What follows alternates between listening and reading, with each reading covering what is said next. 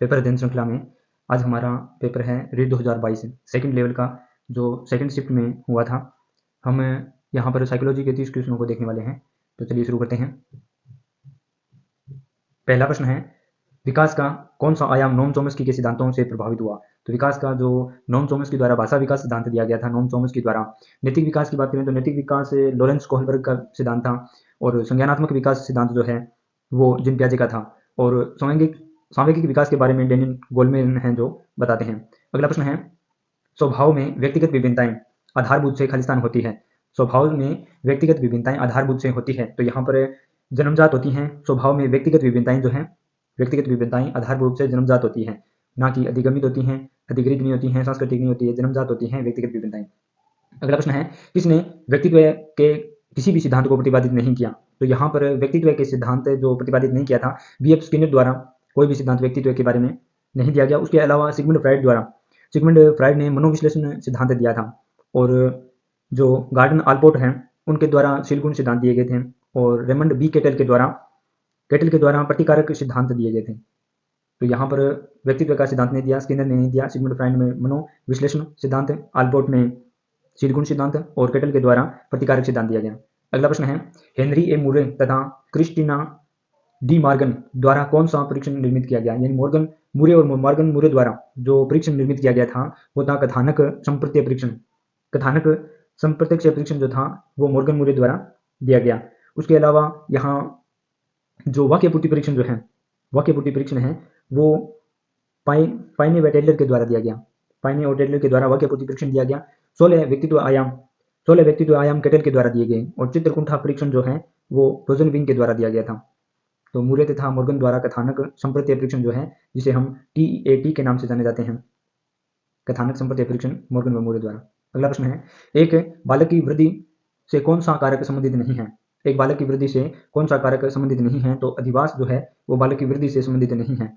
Option में पोषण बालक की वृद्धि होती है, स्वास्थ्य यदि अच्छा है तो बालक की वृद्धि होती है, और बालक की वृद्धि में निद्रा भी कारक है। तो यहाँ पर कारक संबंधित नहीं है वृद्धि में, अधिवास जो है, यानी अधिवास का कोई वृद्धि से संबंध नहीं है। अगला प्रश्न है, कौन सा परीक्षण बुद्धिमत्ता का संस्कृति मुक्त अवाचिक परीक्षण है? यहाँ पर संस्कृति मुक्त अवाचिक परीक्षण पूछा है, बुद्धिमत्ता का संस्कृति मुक्त अवाचिक परीक्षण है। तो यहाँ स्टैंडर्ड प्रोग्रेसिव मैट्रिसेस जो है ये संस्कृति मुक्त अवाचिक परीक्षण है। यहाँ पर स्टैंडर्ड प्रोग्रेसिव मैट्रिसेस जो है ये संस्कृति मुक्त अवाचिक परीक्षण है।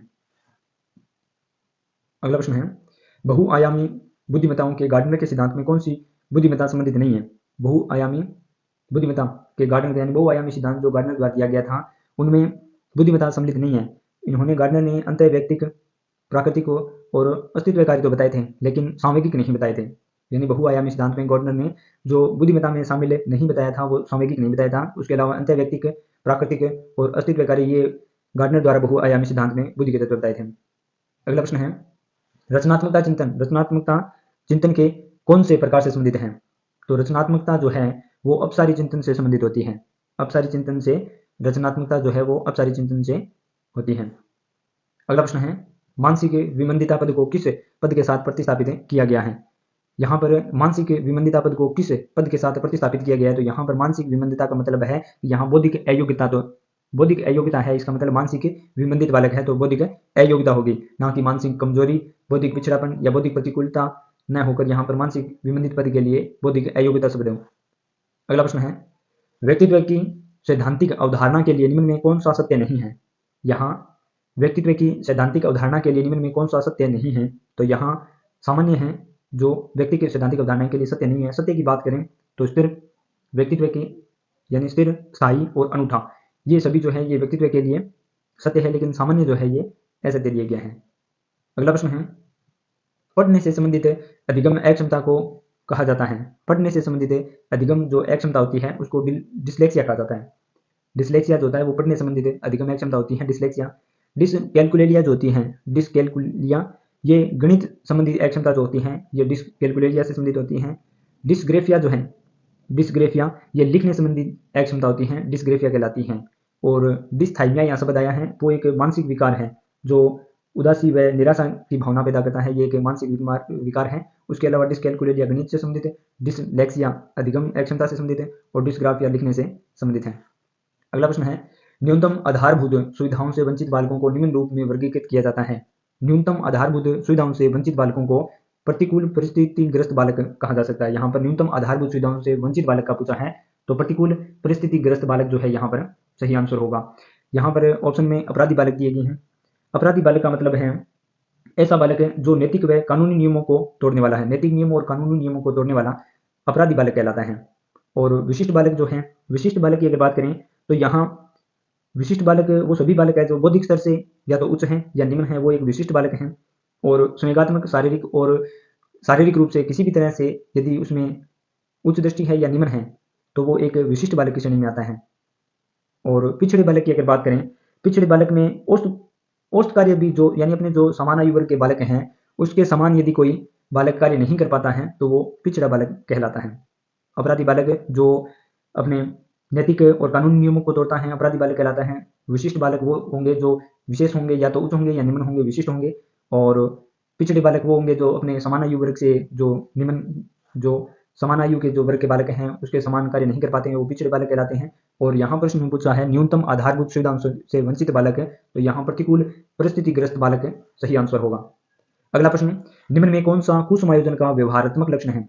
कुसमायोजन का व्यवहारात्मक लक्षण पूछा है, तो यहाँ पर आक्रामकता जो है, आक्रामकता जो है यहाँ पर कुसमायोजन का व्यवहारात्मक लक्षण है। उसके अलावा चिंता कुसमायोजन का व्यवहारात्मक लक्षण नहीं है। असुरक्षा, उदासीनता, लेकिन एक व्यवहारिक रूप में यदि कुसमायोजन तो यहाँ आक्रामकता शब्द सही होगा। कुसमायोजन का व्यवहारात्मक लक्षण होगा आक्रामकता। अगला प्रश्न है, विशेष आवश्यकताओं वाले बालकों के साथ कौन सी विधि प्रत्यक्ष रूप से संबंधित नहीं है? तो यहाँ विशेष आवश्यकताओं वाले बालकों के लिए कौन सी विधि प्रत्यक्ष रूप से संबंधित नहीं है? तो खेल कूद व अतिरिक्त पाठ्यक्रम गतिविधि का विकास, ये जो विशेष बालकों के लिए संबंधित नहीं है। उसके अलावा पाठ्यक्रम का विभिन्नीकरण, विभिन्न शिक्षण विधियां और विशेष गतिविधियों के लिए प्रशिक्षण, यहाँ पर विशेष आवश्यकता वाले बालकों के लिए सही है। पाठ्यक्रम का विभिन्नीकरण और विभिन्न शिक्षण विधियों और विशेष गतिविधियों के लिए प्रशिक्षण यहाँ पर विशेष आवश्यकता वाले बालकों के लिए सही है, लेकिन यहाँ खेलकूद और अतिरिक्त पाठ्यक्रम गतिविधियों का विकास संबंधित नहीं होगा। अगला प्रश्न है, इवान पावलोव द्वारा प्रतिपादित शास्त्रीय अनुबंध सिद्धांत अधिगम के निम्न के द्वारा समझता है। इवान पावलोव द्वारा प्रतिस्थापित शास्त्रीय अनुबंध सिद्धांत जो पावलोव द्वारा दिया गया था वो अधिगम को निम्न के द्वारा समझाता है। तो वो साहचर्य द्वारा जो है, वो पावलोव का शास्त्रीय अनुबंध सिद्धांत जो है वो साहचर्य द्वारा अधिगम को समझाता है। बात करें पुनर्बलन की, पुनर्बलन के द्वारा स्किनर बताता है। स्किनर जो है अपने क्रिया प्रसूत अनुबंध सिद्धांत में स्किनर पुनर्बलन द्वारा अधिगम को समझाता है। अनुकरण के द्वारा, अनुकरण की अगर बात आए तो अल्बर्ट बांडुरा जो है वो सामाजिक अधिगम सिद्धांत में अनुकरण द्वारा सीखने की बात कहता है। और अंतर्दृष्टि की बात करें तो अंतर्दृष्टि कोहलर यानी सूझ जो है, अंतर्दृष्टि के बारे में कोहलर कहता है सूझ का जो सिद्धांत है या गेस्टाल्टवादी जो सिद्धांत है, अंतर्दृष्टि की बात है कोहलर कहता है। साहचर्य की बात है पावलोव अपने शास्त्रीय अनुबंध सिद्धांत में, पुनर्बलन की बात स्किनर क्रिया प्रस्तुत अनुबंध सिद्धांत में, अनुकरण की बात जो है वो अल्बर्ट बांडुरा सामाजिक अधिगम सिद्धांत में, और अंतर्दृष्टि कोहलर द्वारा। अगला प्रश्न है, निम्न में से कौन सी बालकों के लिए अधिगम की प्रक्रिया नहीं है? यहाँ बालकों के लिए अधिगम की जो प्रक्रिया है वो नहीं है, पूछा है बालकों के लिए अधिगम की प्रक्रिया नहीं है। तो यहाँ ऑप्शन में परिपक्वता जो है ये बालकों के लिए अधिगम की प्रक्रिया नहीं है। यदि अधिगम की प्रक्रिया की बात करें तो बालक प्रतिबिंब द्वारा, कोई चीज का प्रतिबिंब जब बनाता है, प्रतिबिंब द्वारा बालक सीखता है, बालक तर्क द्वारा सीखता है और बालक कल्पना द्वारा भी सीखता है। लेकिन एक मेच्योरिटी यहाँ पर जो परिपक्वता जो है इसे अधिगम प्रक्रिया नहीं है। बालक प्रतिबिंब, तर्क और कल्पना द्वारा सीखता है, लेकिन परिपक्वता यहाँ पर ऑप्शन में सही आंसर होगा। अगला प्रश्न है, अधिगम में पुरस्कार व दंड की अवधारणा किसके द्वारा प्रस्तावित की गई? अधिगम में यानी सीखने के लिए पुरस्कार और दंड दिया जाना, ये बी.एफ. स्किनर जो है ये पुरस्कार व दंड द्वारा सीखने की बात करते हैं। बी.एफ. स्किनर जो है पुरस्कार और दंड द्वारा सीखने की बात करते हैं। उसके अलावा यहाँ पर थॉर्नडाइक, ई.एल. थॉर्नडाइक जो है ये प्रयास व त्रुटि के द्वारा, प्रयास और त्रुटि बार बार यानी अभ्यास के द्वारा, प्रयास व त्रुटि के द्वारा सीखना थॉर्नडाइक कहते हैं। कोहलर व कोफ्का जो है, कोहलर और कोफ्का सूझ के द्वारा यानी अचानक यानी सीखना या अंतर्दृष्टि द्वारा सीखने की बात कोहलर व कोफ्का करते हैं। अल्बर्ट बांडुरा जो है, अल्बर्ट बांडुरा अनुकरण द्वारा सीखने की बात करते हैं। और स्किनर जो है यहाँ पुरस्कार व दंड की अवधारणा स्किनर करते हैं। अगला प्रश्न है, अधिगम की अवधारणा के लिए कौन सा कथन सत्य नहीं है? अधिगम के बारे में यहाँ अवधारणा का सत्य कथन नहीं है। ऑप्शन डी जो है अधिगम एक जन्मजात प्रक्रिया है, ये अधिगम की अवधारणा सही नहीं है, क्योंकि सीखना एक जन्मजात नहीं है, सीखा कभी जा सकता है, इसलिए सीखना अधिगम एक अर्जित प्रक्रिया होती है, जन्मजात प्रक्रिया नहीं है। और सत्य कथनों की बात करें, अधिगम व्यवहार में परिवर्तन है, जब सीखा जाता है तो व्यवहार में परिवर्तन आता है। अपेक्षाकृत रूप स्थायी अंतर परिलक्षित होता है, और अधिगम अभ्यास द्वारा प्रभावित होता है। सीखना अभ्यास द्वारा प्रभावित होता है, यानी अधिगम अभ्यास द्वारा प्रभावित होता है। अगला प्रश्न है, शिक्षा में अवधारणा मानचित्रण किसके द्वारा सुझावित किया गया? शिक्षा में अवधारणा मानचित्रण किसके द्वारा सुझावित किया गया? तो यहाँ ऑप्शन डी में जोसेफ डी नोवाक के द्वारा शिक्षा में अवधारणा मानचित्र जो है ये जोसेफ डी नोवाक के द्वारा सुझावित किया गया था। अगला प्रश्न है, शिक्षण का कौन सा प्रकार शिक्षण के उद्देश्यों पर आधारित नहीं है? शिक्षण का कौन सा प्रकार शिक्षण के उद्देश्यों पर आधारित नहीं है? तो यहाँ ऑप्शन बी में वर्णनात्मक शिक्षण जो है ये शिक्षण के उद्देश्यों पर आधारित नहीं है। उसके अलावा शिक्षण के उद्देश्यों में संज्ञानात्मक शिक्षण, भावात्मक शिक्षण और मनोगत्यात्मक शिक्षण जो है ये शिक्षण के उद्देश्यों पर आधारित है, लेकिन वर्णनात्मक शिक्षण जो है ये शिक्षण के उद्देश्यों पर आधारित नहीं है। अगला प्रश्न है, नैतिकता से नैसर्गिकता से विचारों की सूची के एकत्रण के द्वारा विशिष्ट समस्या के समाधान की समूह रचनात्मकता विधि को कहा जाता है। यहाँ नैसर्गिकता से विचारों की सूची के एकत्रण के द्वारा विशिष्ट समस्या के समाधान की समूह रचनात्मक विधि को कहा जाता है। तो ये मस्तिष्क विप्लव युक्ति कहलाती है, जहाँ विशिष्ट समस्या को एकत्रण के द्वारा विशिष्ट समस्या के समाधान की समूह रचनात्मक विधि को मस्तिष्क विप्लव युक्ति कहा जाता है। यहाँ अगला प्रश्न है, कक्ष में अभिप्रेरण की भूमिका किस प्रक्रिया से प्रत्यक्ष रूप से संबंधित नहीं है? कक्षा अधिगम में अभिप्रेरण की जो भूमिका किस प्रक्रिया से प्रत्यक्ष रूप से संबंधित नहीं है? तो यहाँ जो अंतःव्यक्तिक समायोजन जो है, यहाँ अभिप्रेरण की भूमिका अंतःव्यक्तिक समायोजन प्रत्यक्ष रूप से संबंधित नहीं है। उसके अलावा कक्षा अधिगम में प्रगति तथा परिणाम का ज्ञान, प्रशंसा तथा आलोचना के द्वारा अधिगम और आकांक्षा स्तर ये सभी अभिप्रेरण की भूमिका में शामिल यानी होते हैं। प्रगति तथा परिणाम का ज्ञान होने पर सीखना, प्रशंसा तथा आलोचना के द्वारा सीखना और आकांक्षा स्तर के द्वारा सीखना ये कक्षा अधिगम में अभिप्रेरण की भूमिका के संबंध में प्रत्यक्ष रूप से होते हैं, लेकिन अंतःव्यक्तिक समायोजन ये नहीं संबंधित होता। अगला प्रश्न है, राष्ट्रीय पाठ्यचर्या रूपरेखा 2005 का मुख्य दर्शन क्या है? जो एनसीएफ 2005 राष्ट्रीय पाठ्यचर्या रूपरेखा का मुख्य दर्शन पूछा है, तो यहाँ बिना बोझ की शिक्षा के बारे में राष्ट्रीय पाठ्यचर्या रूपरेखा जो है वो मुख्य दर्शन है। अगला प्रश्न है, शिक्षा का अधिकार अधिनियम 2009 के लिए कौन सा कथन सही नहीं है? तो यहाँ ऑप्शन बी में अध्यापक के लिए प्रति सप्ताह न्यूनतम 60 घंटों का कार्य। तो यहाँ अध्यापक जो है वो शिक्षा का अधिकार अधिनियम 2009 के तहत प्रति सप्ताह न्यूनतम 45 घंटों तक कार्य करेगा। 45 घंटों का कार्य करेगा अध्यापक प्रति सप्ताह। और सही कथनों की अगर बात करें तो 6 से 14 वर्ष के प्रत्येक बालक के लिए निःशुल्क व अनिवार्य शिक्षा, विद्यालय प्रबंध समिति का प्रावधान और प्राथमिक शिक्षा के लिए राष्ट्रीय आयोग का गठन और अध्यापक के लिए प्रति सप्ताह 45 घंटों का कार्य, न्यूनतम 45 घंटे। अगला प्रश्न है, शिक्षा में क्रियात्मक अनुसंधान के विकास में किसने योगदान नहीं दिया? शिक्षा में क्रियात्मक अनुसंधान के विकास में किसने योगदान नहीं दिया? तो यहाँ ऑप्शन स्टीफन एम कोवे ने शिक्षा में क्रियात्मक अनुसंधान में योगदान नहीं देने वाले ये जो स्टीफन एम कोवे हैं इन्होंने नहीं दिया। उसके अलावा शिक्षा में क्रियात्मक अनुसंधान के विकास में योगदान देने वाले ये कर्ट लेविन, B.R. बंकिंघम और स्टीफन एम कोरे जो हैं। स्टीफन एम कोरे जो हैं ये तो योगदान देने वाले हैं, लेकिन स्टीफन एम कोवे के द्वारा नहीं दिया गया, कोरे के द्वारा यहाँ योगदान दिया गया है। अगला प्रश्न है, शिक्षा मनोविज्ञान में किस स्तर के मापन का न्यूनतम प्रयोग किया गया है? शिक्षा मनोविज्ञान में किस स्तर के मापन का न्यूनतम प्रयोग किया गया है? शिक्षा मनोविज्ञान के किस स्तर के मापन का न्यूनतम प्रयोग किया जाता है?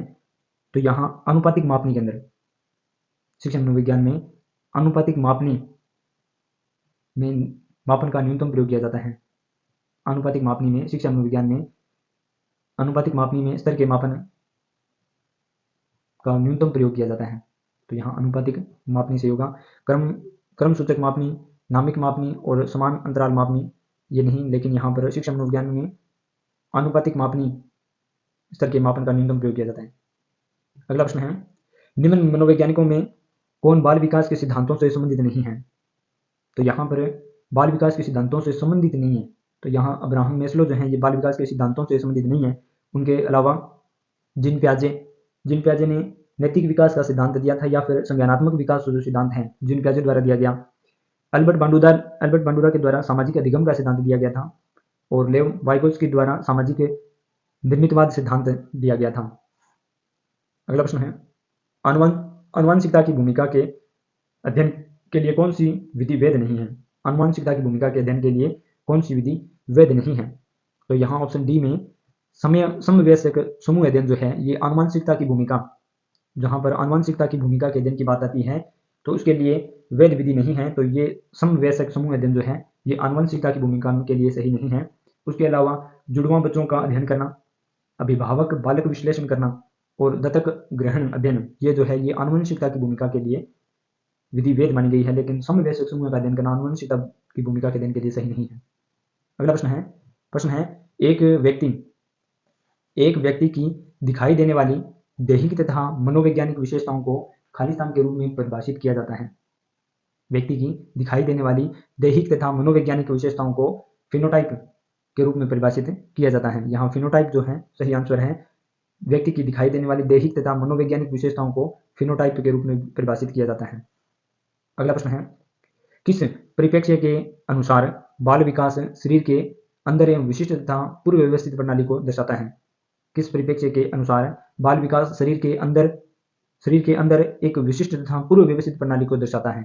तो यहाँ पर ऑप्शन सी जो है सही आंसर है। जैविक प्रणाली को जो है बाल विकास शरीर के अंदर एक विशिष्ट और पूर्व व्यवस्थित प्रणाली, जैविक प्रणाली जो है दर्शाता है। इस प्रकार के प्रश्न पूछे गए। रीट 2022 की जो सेकंड शिफ्ट थी लेवल 2 का जो पहला पेपर हुआ था रीट का, उसमें पूछे गए थे। धन्यवाद।